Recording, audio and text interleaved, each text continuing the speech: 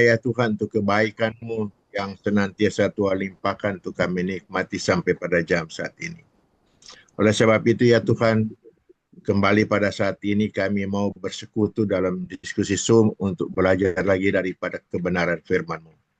Kiranya Tuhan boleh memberkati akan diskusi Zoom ini Tuhan, agar kami boleh memperoleh hikmat yang datang daripada-Mu, sehingga kami boleh menjadi lebih dewasa, lebih kuat rohani kami, bertumbuh, dan olehnya kami boleh belajar lebih mengasihi akan Tuhan. Berkatilah Roli di dalam membimbing kami untuk dapat memahami lebih dalam akan kebenaran firman-Mu, dan berkatilah kami semua yang sudah hadir, dan bagi mereka yang belum hadir ya, kiranya Tuhan boleh menyertai mereka dimanapun mereka itu berada. Terima kasih banyak Tuhan, kami serahkan diskusi Zoom kami ini hanya di dalam pimpinan dan tuntunan Roh Kudus, yaitu di dalam nama Tuhan kami Yesus Kristus. Amin. Amin. Terima kasih pendeta. Ya, terima kasih. Terima kasih. Tuhan berkati. Ulang sedikit secara ringkas ya yang kemarin mengenai hati nurani supaya nggak lupa. Jadi diawali dengan cerita Dr. Jerry White. Ya. Di suatu summer di Amerika sini, dia dan istri ingin makan melon, tetapi ternyata melon yang mereka sudah beli sebelumnya busuk. Jadi istri dari Dr. White ini pergi ke grocery untuk menukarkan melon ini, apakah di refund atau tukar dengan melon baru, tetapi ternyata manajernya menolak, tidak boleh ditukar atau ada refund. Jadi harus kalau mau ya beli baru lagi. Nah akhirnya istrinya dengan kejengkelan beli lagi baru dan pulang dia ceritakan kepada suaminya, waduh ini Dr. Jerry White seorang petinggi Air Force dan salah satu pimpinan navigator, dia begitu marah dan makin istrinya cerita berdiskusi mengenai melon, makin marah dia. Karena dia sudah nggak tahan, dia telepon langsung di grocery itu, minta bicara dengan manajernya. Dan disitulah dia mengumpat dengan kata-kata kasar. Tetapi setelah itu, dia selesai, dia mau mempelajari Alkitab. Dia pergi ke belakang rumah untuk supaya ada saat teduh di situ. Pada waktu dia mau membaca, ada suara hati atau hati nurani yang menusuk-nusuk, yang membuat dia blank, tidak ada konsentrasi. Setiap dia memulai, tidak bisa dia membaca, tidak ada konsentrasi. Karena ini ada suara hati yang menusuk-nusuk seolah-olah, ini kamu sudah salah. Akhirnya dia nggak tahan dengan itu. Akhirnya dia dengan memberanikan diri, dia menelpon manajer itu. Dan dia bilang, saya orang Kristen, jadi saya minta maaf atas kata-kata yang tidak sepantasnya saya katakan. Tetapi pada saat dia menyelesaikan pembicaraan, beban yang dia hadapi langsung hilang. Jadi dia merasa ringan dan hati nurani dia mengatakan bahwa sikap dan ucapan dia salah dan terus menerus berlanjut hingga dia menaati dan memperbaiki situasi. Dan akhirnya jadi tenang, dia bisa membaca lagi. Nah itulah salah satu fungsi hati nurani. Nah, namun bagaimana saya tahu bahwa hati nurani saya benar? Bagaimana kalau hati nurani saya terlalu sensitif dan menipu saya untuk melakukan tindakan yang tidak perlu atau canggung dan memalukan? Dan bagaimana dengan saat-saat lain ketika saya melakukan sesuatu yang salah dan hati nurani saya tidak mengatakan apa-apa? Wah, ini repot sekali ya. Sudah salah tapi tidak ada hati nurani yang menegur. Nah, oleh karena itu kita mau mempelajari selanjutnya. Ternyata Allah menggunakan 4 cara dasar untuk memberi kita petunjuk untuk supaya hati nurani kita makin dimurnikan. Nah, salah satu adalah Alkitab. Firman Tuhan menjadi sumber utama arahan bagi setiap orang Kristen untuk menuntun hati nurani kita. Itulah sumber utama ya. Seperti 2 Timotius 3:16 ayat 17, segala tulisan yang diilhamkan Allah memang pertama bermanfaat untuk mengajar, kedua untuk menyatakan kesalahan, ketiga untuk memperbaiki kelakuan, dan keempat untuk mendidik orang dalam kebenaran. Dengan demikian tiap-tiap manusia kepunyaan Allah diperlengkapi untuk setiap perbuatan baik. Jadi itulah fungsi Alkitab untuk memberi arahan kepada suara hati supaya makin murni ya. Yang kedua, Roh Kudus. Roh Allah menggunakan firman Allah untuk berbicara kepada orang-orang pada masa kini. 1 Korintus 2 ayat 10-12, 10-12 kita baca yang paling akhir aja. Demikian pula lah tidak ada orang yang tahu apa yang terdapat di dalam diri Allah selain diri Allah, selain Roh Allah. Karena hanya Roh Allah yang mengetahui apa yang ada dalam diri Allah. Itu sebabnya Roh Allah lah yang akan menerangi kepada orang Kristen berdasarkan firman. Kemudian Yohanes 16 ayat 8, Roh Kudus akan menginsafkan dunia akan dosa, kebenaran, dan penghakiman. Nah, kebenaran di sini berarti Roh Kudus mengiluminasi firman supaya orang bisa mengerti. Jadi karya Roh Kudus adalah iluminasi untuk orang yang membaca atau mendengar. Yang menulis Alkitab adalah inspirasi dari Roh Kudus. Itu yang kita baca kemarin, Paul baca di 2 Petrus 1 ayat 20 sampai 21. Dan bimbingan Roh Kudus ini tidak boleh bertentangan dengan ajaran kitab suci. Kalau ada yang bertentangan berarti ada yang salah. Kita yang salah menafsir. Yang ketiga, nasihat dari orang-orang saleh. Misalnya Amsal 11 ayat 14 ya. Jikalau tidak ada pemimpin, jatuhlah bangsa. Tetapi jikalau penasihat banyak, keselamatan ada. Jadi kalau penasihat banyak, keselamatan ada. Amsal 12 ayat 15. Jalan orang bodoh lurus dalam anggapannya sendiri. Tetapi siapa mendengar nasihat, ia bijak. Jadi dengan mendengar nasihat, orang akan menjadi bijaksana. Mazmur 1 ayat 1. Berbahagialah orang yang tidak berjalan menurut nasihat orang fasik, yang tidak berdiri di jalan orang berdosa, dan yang duduk dalam kumpulan pencemooh. Lihat ya degradasinya. Tidak berjalan, kemudian tidak berdiri, jadi sudah lebih status, dan yang duduk. Jadi pertama berjalan masih bisa terdistraksi, tapi kedua sudah berdiri di jalan orang berdosa, sudah statis ya. Dan yang ketiga duduk dalam kumpulan pencemooh. Wah, ini sudah betul-betul terkontaminasi. Nah, selain itu tidak semua orang Kristen memberikan nasihat yang saleh. Kita harus menggunakan discernment atau kemampuan untuk mengetahui baik dan benar atau salah dalam memilih seorang konselor atau penasihat dan mengetahui sesuatu tentang kehidupan dan perjalanan dengan Tuhan. Jadi tetap kita perlu ada kemampuan untuk membedakan benar atau salah. Ibrani 13 ayat 7.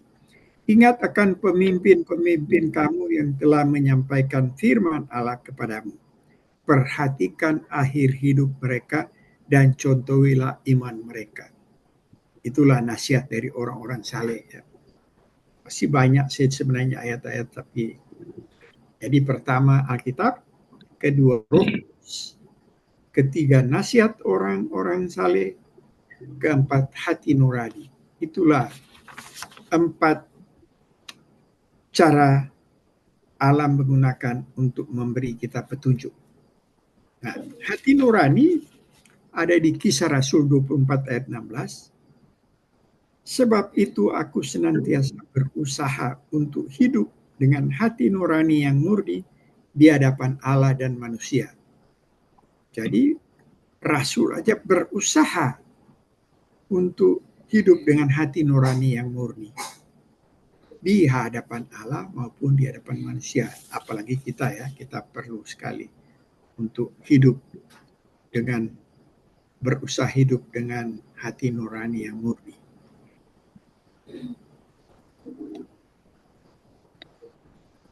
Namun bagi orang Kristen, hati nurani dapat menjadi daya yang paling berharga di samping Alkitab dan menemukan arahan Tuhan dalam situasi apapun.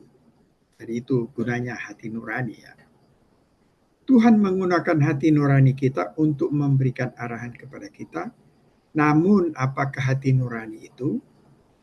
Bagaimanakah fungsinya? Bagaimana seharusnya menanggapi dorongan-dorongan hati nurani? Nah, itu yang kita akan pelajari.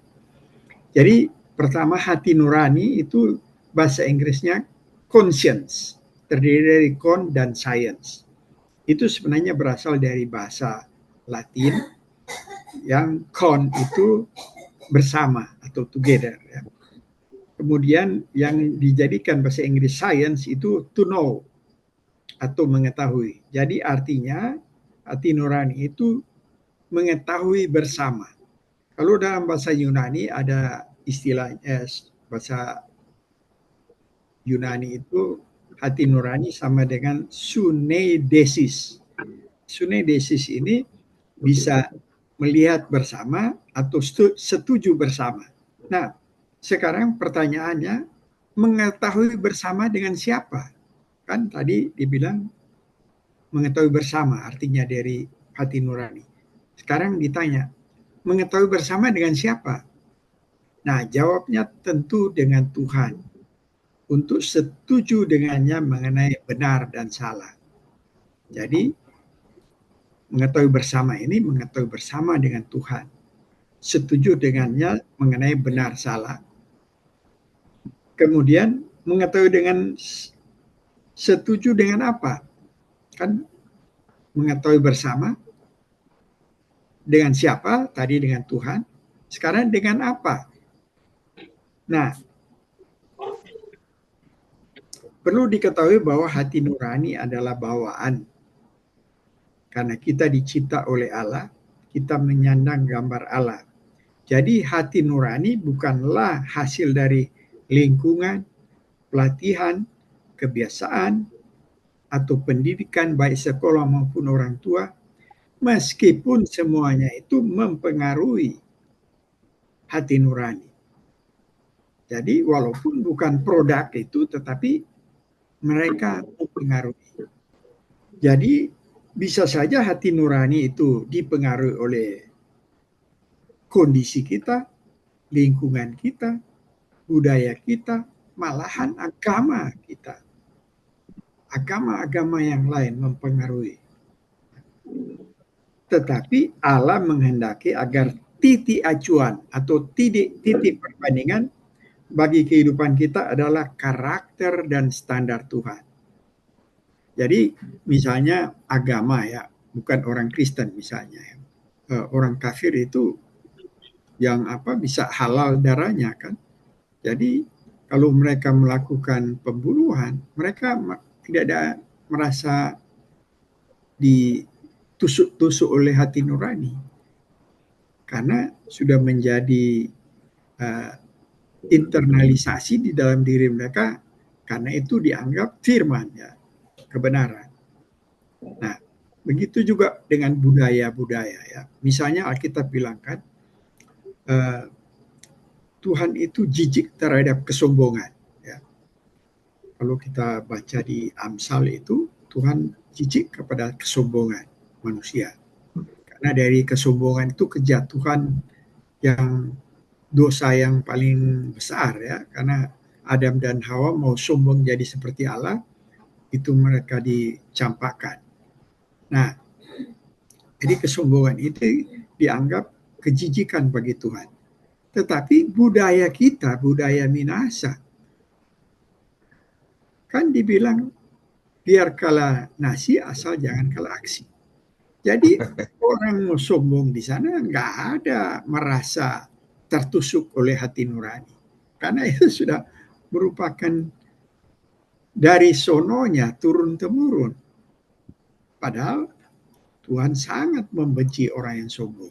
Tapi kan buktinya banyak sekali orang Manado, termasuk kita-kita ini, banyak sekali dulu melakukan kesombongan.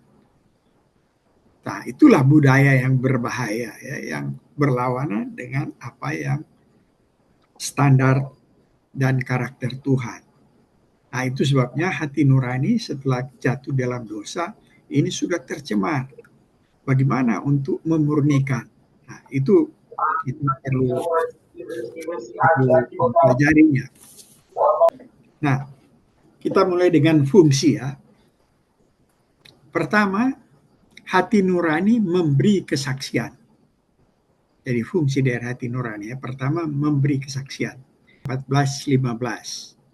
Kita baca, ya, Roma 2, 14-15. Apabila bangsa-bangsa lain yang tidak memiliki hukum Taurat oleh dorongan diri sendiri melakukan apa yang dituntut hukum Taurat, maka walaupun mereka tidak memiliki hukum Taurat, mereka menjadi hukum Taurat bagi diri mereka sendiri. Sebab dengan itu mereka menunjukkan bahwa isi hukum Taurat ada tertulis di dalam hati mereka. Dan suara hati mereka turut bersaksi. Dan pikiran mereka saling menuduh atau saling membela. Hukum Taurat ada tertulis di dalam hati mereka. Walaupun mereka yang tidak ada hukum Taurat seperti orang Israel dan orang Kristen. Jadi di luar itu sudah ada hukum Taurat yang tertulis di dalam hati mereka. Dan suara hati mereka turut bersaksi. Kalau dia misalnya bukan orang Kristen, tapi mereka menghormati orang tua mereka. Karena kenapa? Itu sudah tertulis di dalam hati. Jadi kalau ada orang yang tidak menghormati orang tua, pasti hati nurani akan menegur. Karena hati nurani turut bersaksi bersama hukum yang tertulis di dalam. Nah, itu sebabnya fungsi pertama hati nurani memberi kesaksian bersama hukum yang ada tertulis. Kalau orang yang bukan orang Kristen. Tapi kalau orang Kristen, hati nurani bersaksi atau mengetahui bersama dengan, kalau dengan orang Kristen ya tentu saja dengan Tuhan melalui firman-Nya, ya. Jadi Tuhan tahu apa yang kita buat dan hati nurani itu akan bersaksi bersama. Nah, jadi hati nurani menjadi saksi antara tindakan lahiriah dan hukum batinia. Jadi apa yang kita lakukan, kita omongin, itu ada saksi antara tindakan yang kita omong dan hukum yang ada di dalam hati kita. Kalau orang Kristen sudah mempelajari hukum, itu yang akan menjadi saksi bersama hati nurani untuk menilai tindakan kita, ya. Roma 9 ayat 1. Paulus bilang begini, aku mengatakan kebenaran dalam Kristus, aku tidak berdusta. Suara hatiku turut bersaksi dalam Roh Kudus. Jadi suara hati Paulus turut bersaksi bersama Roh Tuhan. Kalau orang tidak percaya, dia suara hati bersaksi bersama hukum yang tertulis yang Walaupun tidak ada hukum Taurat, dinyatakan di Roma 2:14 ada hukum yang tertulis.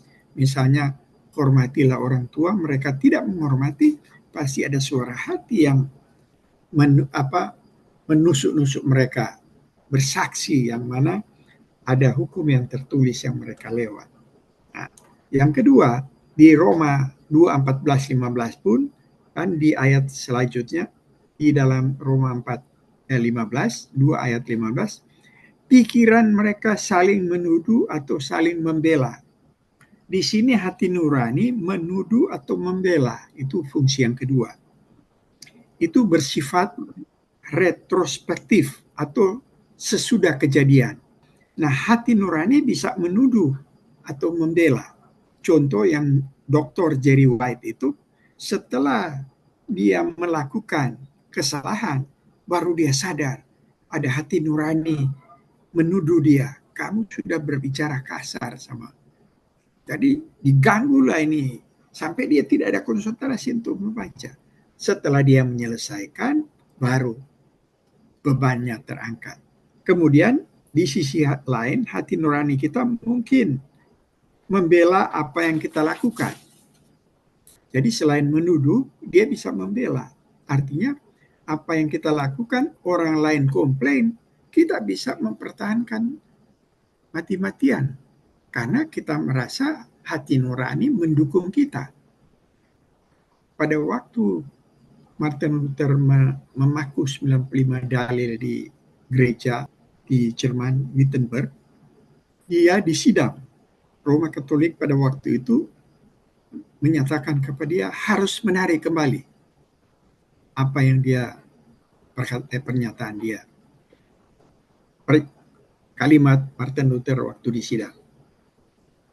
Kecuali saya diyakinkan oleh kitab suci atau dengan alasan yang jelas, saya tidak dapat menarik kembali. Karena hati nurani saya tertawan oleh firman Allah dan bertindak melawan hati nurani tidaklah benar dan juga tidak aman. Di sini saya berdiri. Saya tidak bisa melakukan yang lain. Tuhan, tolonglah saya. Padahal di sidang itu kan pada saat itu mereka yang berkuasa. Tapi karena pertolongan Tuhan dan terjadilah reformasi. Kalau tadi menuduh apa yang Dr. Jerry White dituduh oleh hati nurani karena melakukan kesalahan, sekarang ada yang satu lagi membela. Yang membela karena Martin Luther tahu apa yang pernyataan dia benar. Setelah disuruh cabut kembali, dia tidak mau. Walaupun dihukum mati. Ini resiko mati loh dia. Jadi ini fungsi hati nurani yang membela. Yang pertama tadi menuduh. Ada lagi dua ya. Fungsi hati nurani menilai tindakan kita. Jadi Paulus meninjau kembali perilakunya di antara jemaat Korintus dan menyatakan bahwa hati nuraninya bersaksi bahwa ia telah berperilaku dengan benar. Jadi inilah hati nurani dia menilai. Ini 2 Korintus 1 ayat 12 kita bacakan ya. Inilah yang kami megahkan. Jadi dia megahkan ya, yaitu bahwa suara hati kami memberikan kesaksian kepada kami bahwa hidup kami di dunia ini, khususnya dalam hubungan kami dengan kamu, dikuasai oleh ketulusan dan kemurnian dari Allah, bukan oleh hikmat duniawi, tetapi oleh kekuatan kasih karunia Allah. Nah, inilah dia menilai apa yang dia lakukan, yang mana dia lakukan dengan ketulusan dari Allah, bukan oleh hikmat duniawi, tetapi oleh kekuatan kasih karunia. Itulah cara dia menilai. Ya. Nah, ada satu Norway ya, Holsby ya, mengatakan bahwa hati nurani tidak dapat bertindak, tetapi hanya memberikan penilaian. Hati nurani membandingkan perbuatan atau perkataan atau pikiran atau seluruh keberadaan kita dengan hukum moral, dengan kehendak Allah. dan kemudian hati nurani memberikan penilaian, yaitu memutuskan apakah kita sesuai atau bertentangan dengan kehendak Allah. Jadi kita yang orang Kristen ini yang mengerti firman Tuhan, kita akan menilai apakah kita punya perkataan dan perbuatan ini sesuai atau bertentangan dengan kehendak Allah. Itulah fungsi hati nurani yang menilai. Ya. Yang keempat, sebelum kita berdiskusi ya. Yang keempat, hati nurani ini bersifat prospektif atau sebelum terjadi. Dia mencegah atau mendorong. 1 Timotius 4 ayat 8. Coba lu baca siapa bisa baca 1 Timotius 4 ayat 8. Latihan badani terbatas gunanya, tetapi ibadah itu berguna dalam segala hal, karena mengandung janji, baik untuk hidup ini maupun untuk hidup yang akan datang.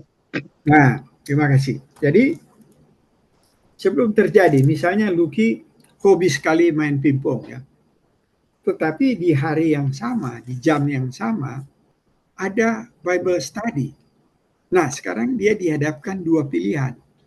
Mau main pingpong atau Bible study.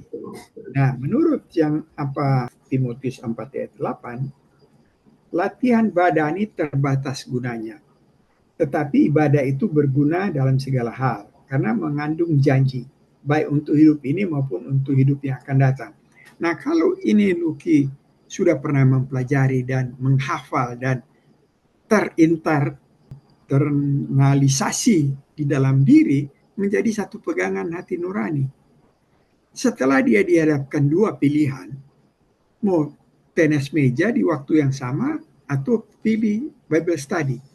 Nah, di sini kalau dia terinternalisasi ini ayat ini, hati nurani akan mencegah dia.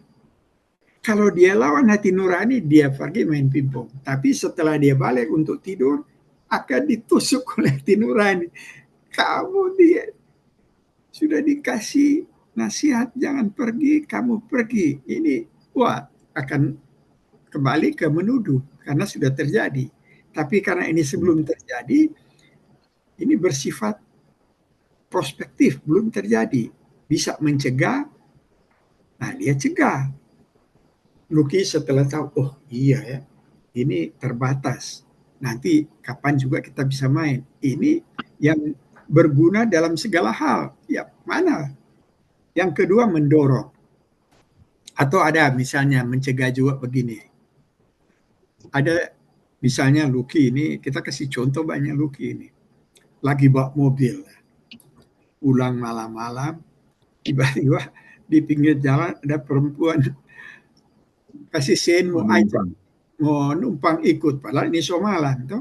Nah, di sini kalau ada ayat yang mengatakan bersundal itu tidak ada tempat di kerajaan Allah, misalnya di Efesus 5 ayat 5.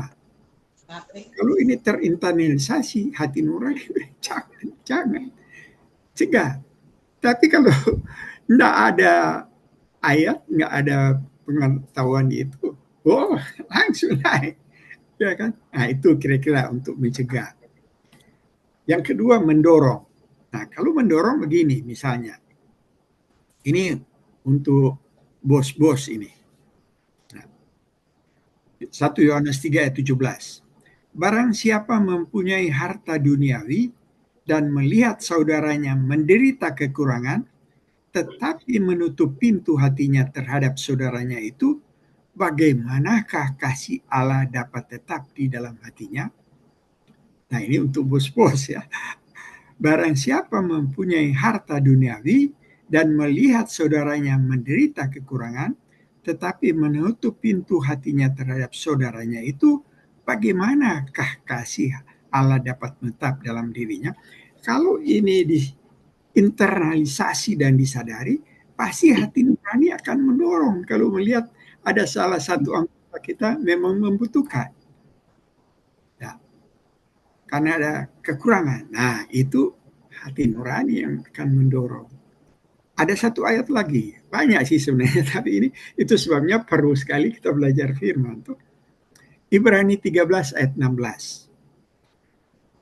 Janganlah kamu lupa berbuat baik dan memberi bantuan, sebab korban-korban yang demikianlah yang berkenan kepada Allah. Jadi kalau kita memberi bantuan, korban-korban yang demikianlah yang berkenan kepada Allah. Malah kita kan mencari apa yang berkenan kepada Allah. Nah, sekarang ada kesempatan untuk memberi bantuan. Kalau ada yang berkekurangan, jangan tahan. Hati nurani akan mendorong. Saya di Amerika sini tidak kerja, tidak ada apa-apa berdasar bantuan. Tapi waktu banyak mempelajari. Nah, ini yang saya siap berikan. Waktu banyak sekali yang siapkan, dan apa yang saya pelajari saya berikan. Karena inilah yang dibilang berkenan kepada Tuhan. Nah, kalau ada yang berkelebihan materi, jangan tahan-tahan. Berikan kepada yang berkekurangan dan yang membutuhkan. Itu kira-kira gunanya kita mempelajari hati nurani yang akhirnya mengaplikasikan firman-firman yang sudah terinternalisasi. Karena kalau firman kita belajar lewat begitu saja nggak ada gunanya kan. Tapi kalau kita sadari, mempelajari, kalau bisa juga menghafal, kalau nggak bisa menghafal, internalisasi sampai ke dalam hati, membekas. Dan itu yang menjadi patokan untuk hati nurani makin murni. Silakan Pak Pendeta. Jadi kita boleh mengambil satu kesimpulan bahwa hati nurani ini diberikan Allah kepada kita sebagai self control di dalam kehidupan kita, yang akan menuntun kita untuk menjadi lebih sensitif, lebih peka kepada hal-hal yang berguna, yang bersetuju dengan kehendak Tuhan. Memang sebaliknya banyak orang beranggapan bahwa Allah yang mesti bersetuju dengan kehendak kita. Ini yang celaka, sehingga sepertinya kita mau memerintah Allah untuk mengikuti apa yang menjadi kemauan kita. Kita yang bertindak mau supaya di dalam segala tindakan kita itu Allah harus setuju. Tidak kita sering mendengar bahwa Tuhan, saya sebagai anak Tuhan, saya klaim, wah janji Tuhan. Wah, ini kan satu hal yang sangat berbahaya di dalam kehidupan rohani. Tetapi dengan hati nurani, yang kita sadar ini adalah memang pemberian Allah untuk self-control, untuk memberi kita warning di dalam diri kita sendiri, sehingga ini akan menuntun hidup kita menjadi lebih bertumbuh, lebih dapat memahami, untuk lebih peka, peduli kepada kehendak Allah. Dan refleksinya tentu ya seperti yang sudah kita baca di dalam 1 Yohanes 3 ayat 17 dan Ibrani 13-16, kita peduli dengan mereka yang membutuhkan. Jadi ada menjadi dorongan bahwa kalau kita tidak melakukan itu, kita sendiri yang akan menjadi seperti tidak nyaman, seperti Jerry Smith itu. Kalau dia tidak bertindak untuk meminta maaf, dia senantiasa digelisahkan hatinya. Jadi self-controlnya akan bekerja untuk mengingatkan. Jadi sangat berguna sekali bagi pertumbuhan iman dan rohani kita itu kalau kita juga mau memberikan tempat yang lebih luas, seluas-luasnya kepada hati nurani kita sebagai orang yang percaya. Dia akan menuntun kita menjadi lebih dewasa, lebih memahami, ya lebih peka, lebih sensitif, bukan saja melihat, tapi bahkan hanya mendengar saja ada seperti yang terjadi, seperti ada bencana atau ada kesulitan yang dihadapi oleh jemaat, ya kan? Dia langsung tergerak, dia langsung ya bertindak untuk bereaksi. Nah, itulah self controlnya begitu bagus dan terpelihara dengan baik. Jadi orang yang rohani percaya kepada Tuhan, dia harus memberikan tempat juga yang seluas-luasnya kepada hati nurani. Dia tidak akan melawan, dia tidak akan apalagi mematikan hati nuraninya, tapi dia justru merasa akan ada sesuatu yang sangat berguna sekali di dalam membimbing dia secara pribadi. Ada rangsangan-rangsangan yang timbul sehingga gairah itu datang berlimpah-limpah di dalam kehidupannya, baik untuk kebutuhan diri sendiri maupun dengan refleksinya kepada orang lain, baik di dalam rumah tangga, semakin peka terhadap istri, istri semakin peka kepada suami, bisa belajar mengerti apa yang menjadi kerinduannya, apa yang sampai kepada hobi, kepada kesukaannya, begitu juga terhadap anak-anak, terhadap keluarga, dan begitu juga kepada orang lain, dan terlebih di tengah-tengah kehidupan berjemaat.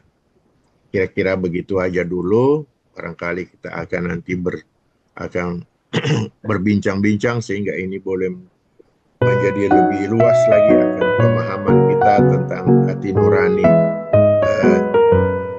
seri yang kedua ini. Terima kasih.